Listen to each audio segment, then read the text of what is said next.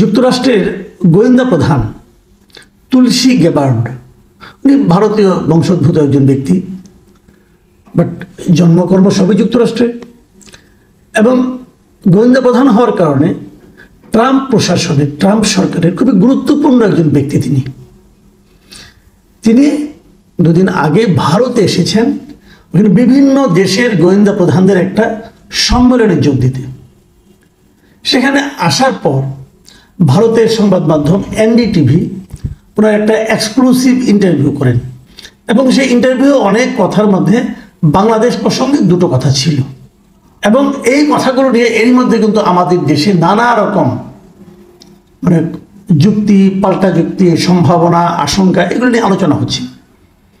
তো সে আলোচনায় গতকাল উনি বলেছেন, তো সে আলোচনায় আমার মনে হয় যে এখন অবস্থাটা এমন একটা পর্যায়ে গিয়েছে, ওদের আমাদের একটু জানা দরকার, বোঝা দরকার যে উনি আসলে কি বলেছেন এবং এটার মাধ্যমে উনি কি বোঝাতে চেয়েছেন, এবং তার প্রতিক্রিয়া হিসাবে আমরা কি বলেছি, আমরা কি বোঝাতে চেয়েছি।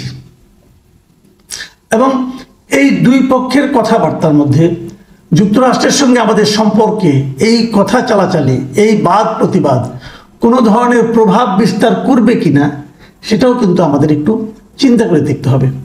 তার আগে আসুন আমরা একটু দেখে নিই উনি আসলে কি বলেছেন। আমি যদি হুবহু ভাবে দেখি, আপনি ইংরেজি এবং বাংলা আমি অনেকগুলো দেখেছি, আমি মোটামুটি ইংরেজিটাই পড়েছি ব্যাপারটা নিয়ে, যাতে কোনো দ্বিধা না থাকে। এবং উনি কিন্তু যে জিনিসটা বলেছেন, যেমন ইংরেজি যদি আমি বলি, the long time unfortunate persecution, killing and abuse of religious minorities like Hindus, Buddhists, Christian and other has been a major area of concern for the US government and President Trump and his administration. Bangla করলে যেটা দাঁড়ায় সেটা হলো হিন্দু, বৌদ্ধ, খ্রিস্টান, Catholic ও অন্যান্য ধর্মীয় সংখ্যালঘুদের উপর দীর্ঘদিন ধরে চলমান দুর্ভাগ্যজনক নিপীড়ন, হত্যা ও অন্যান্য নির্যাতন যুক্তরাষ্ট্র সরকার, প্রেসিডেন্ট ট্রাম্প ও তার প্রশাসনের উদ্বেগের একটি প্রধান ক্ষেত্র। এখন এটা উনি কি উপলক্ষে বলেছেন?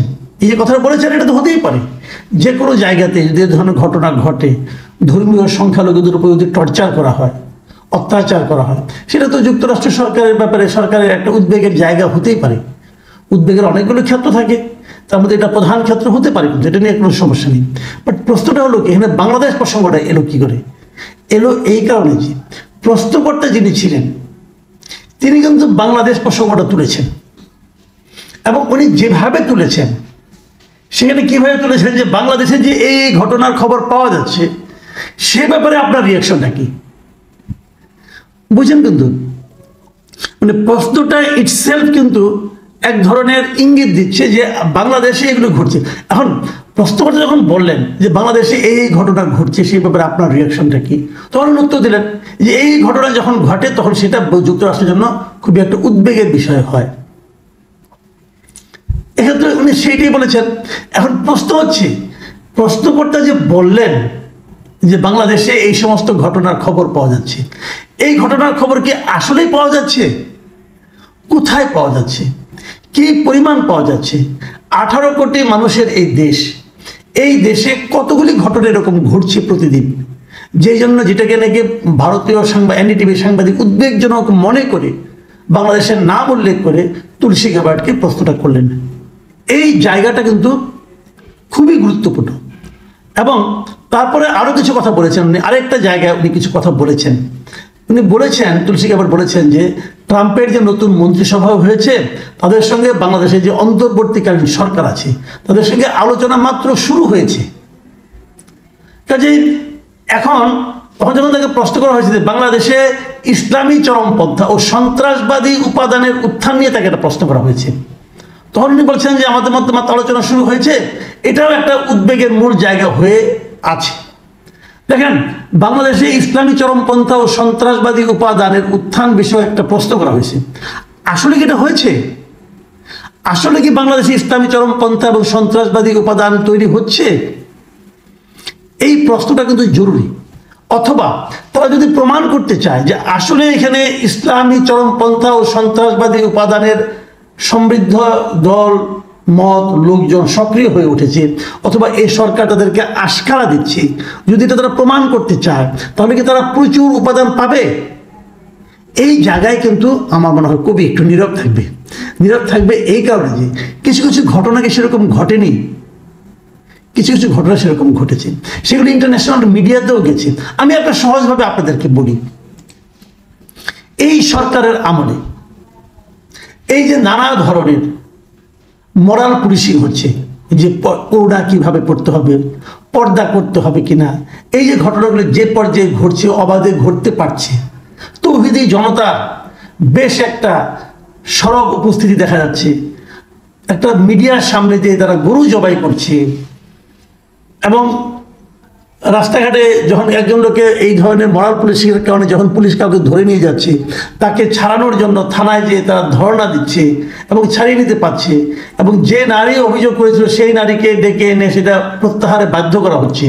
এই যে মরাল পুলিশিংগুলি হচ্ছে, এটা কি আগের যে কোনো সময়ের চেয়ে বেশি নয়? আমার মনে হয় বেশি। এবং এই বেশি হওয়াটাই কি প্রমাণ করে না যে কিছু একটা চেঞ্জ আসছে? এই চেঞ্জটা ভালো নাকি এই চেঞ্জটা মন্দ, আমি কিন্তু সেই বিতর্কে যাচ্ছি না। আমি খালি বলছি এই ধরনের কিছু ঘটছে কিনা। আচ্ছা, আরেকটা কথা বলি আমি, ভাবুন তো একবার 32 নম্বর ধানমন্ডি 32 নম্বরে বঙ্গবন্ধু যে বাড়িটা ভাঙা হলো, সেই বাড়িটা ভাঙার পেছনে যে হুজুগটা উঠেছিল, যারা উঠিয়েছিল, কি কি কথা বলা হয়েছিল ভাবুন তো একবার। আপনারা কি সেই বাড়ি ভাঙার পর, অর্ধেক ভাঙার পর তার উপরে দাঁড়িয়ে ওই যে আপনার যেটা আইএসের যে ফ্ল্যাগটা, ওরকম ফ্ল্যাগের মতো এরকম শাহাদা লেখা, যে এরকম বড় প্ল্যাকার্ড ধরে একজনের ছবি দেখেননি? দেখেছেন তো? হয়তো তারা মূল লোক না, হয়তো অন্যরা ভেঙেছে, হয়তো সাধারণ মানুষই ভেঙেছে, কিন্তু সেই সুযোগে সে তো ওখানে উঠে ওই ছবিটা তুলেছে। ইন্টারন্যাশনাল মিডিয়ায় কি এই ছবিটা যাবে না? যদি যায় তারা কি ভাববে? তারা কি এই ধরনের ভাবনা তাদের মধ্যে আসতে পারে না যে এখানে এই শক্তিটা উত্থান ঘটছে, অথবা আইএস এর যে ফ্ল্যাগের মতো তোটা ওদের উত্থান ঘটছে? এই ধরনের কথা তারা বলতে পারে না। তো এই ধরনের ফ্ল্যাগ নিয়ে ওখানে দাঁড়ানোর সুযোগটা কে করে দিয়েছে?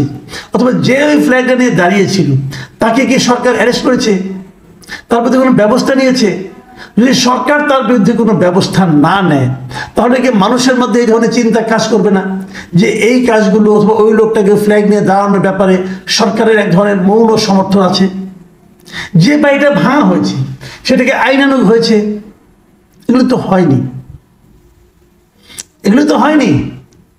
তাহলে এই প্রশ্নগুলি উঠবে না কেন? আবার ধরুন, এই বাড়িটার ভাঙার ক্ষেত্রে বিদেশ থেকে যে দুইজন ইউটিউবার উৎসাহ দিয়েছিলেন, ফ্রান্স থেকে একজন, আমেরিকা থেকে একজন, ফ্রান্সের ওই ভদ্রলোক কি স্পষ্ট ভাষায় বলেননি যে 32 নম্বর ভেঙে সেখানে মসজিদ বানানো হবে? বলেননি? বলেছেন, সেটা মিডিয়াতে এসেছে। উনি নিজেও এটা নিয়ে স্ট্যাটাস দিয়েছেন যে 32 নম্বর ভেঙে সেখানে মসজিদ বানানো হবে। মসজিদ কিভাবে বানানো হবে? ওই হিন্দু ভদ্রলোক, ওনার মসজিদের প্রতি প্রেম থাকতেই পারে, এটা আমার কোনো আপত্তি নাই, কিন্তু ওনার তো উপলব্ধির একটু ঘাটতিও থাকতে পারে যে মসজিদ অন্যের জায়গায় বানানো যায় না, এই জিনিসটা উনি তো বুঝবেন না। কিন্তু ওনার যারা ভক্ত পালক এখানে আছেন, উনি তো পীর সাহেব, আমি তো বলি উনি হলেন গিয়ে পৃথিবীর একমাত্র ব্রাহ্মণ পীর।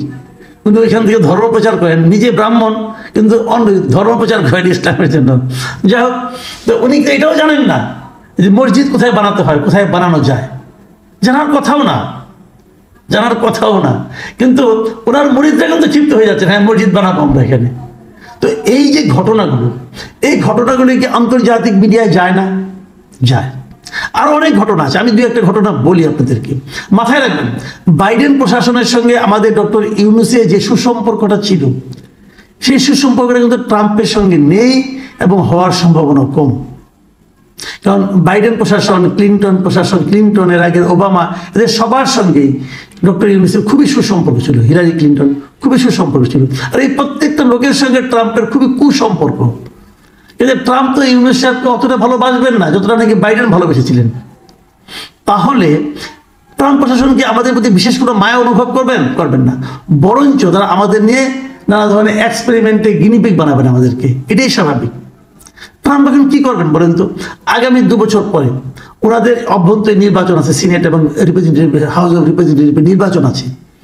সেই নির্বাচনে উনি কি প্রমাণ করতে চাইবেন না যে ডেমোক্রেট প্রশাসন অথবা বাইডেন প্রশাসন বাংলাদেশে গণতন্ত্রের জন্য যে ইনভেস্ট করেছিল সেই ইনভেস্টটা নেগেটিভ হয়েছে, সেই ইনভেস্টটা বুমেরাং হয়েছে, এটা উনি প্রমাণ করতে চাইতে পারেন না? চাইতে পারেন। কিন্তু কেন চাইতে পারেন বুঝাবেন যে আমরা যা চাই তার উল্টো, ওরা যেটা করেছে সেটা আরো উল্টা হয়েছে ফলটা। এই জায়গায় আমরা একটা উদার গণতান্ত্রিক দেশ ছিল, সেখানে এক্সট্রিমিস্টরা এখন দানা বেঁধে উঠছে। এটাও কিন্তু হতে পারে, আমি বলছি না এটাই হয়েছে, হতে পারে। কারণ ভাবুন, তুলসী গিলবার্ট কথাগুলি কোথায় বলেছেন? ভারতে বলেছেন। ভারতের সঙ্গে ওনার নাম টাম দাম ধর্ম উৎপত্তি এই সবগুলো মিলে এক ধরনের ঘনিষ্ঠতা থাকতেই পারে। ভারত কি চায়? ভারত কি আমাদের এই গভর্নমেন্টকে খুব ভালোভাবে নিয়েছে? নেয়নি, যেটা তো সবাই জানেন। এবং তারা স্পষ্ট করেই বলেছে যে নতুন একটা গণতান্ত্রিক সরকার, একটা রাজনৈতিক সরকার আসার পরেই কেবলমাত্র ওনারা সম্পর্ক স্বাভাবিক করার চেষ্টা করবেন, কিন্তু বলেছে, স্পষ্ট বলেছে। কাজে সব মিলিয়ে যে জিনিসটাকে হয়েছে, এবং আমরা তাৎক্ষণিকভাবে কি করেছি, এর একটা তীব্র প্রতিবাদ করেছি।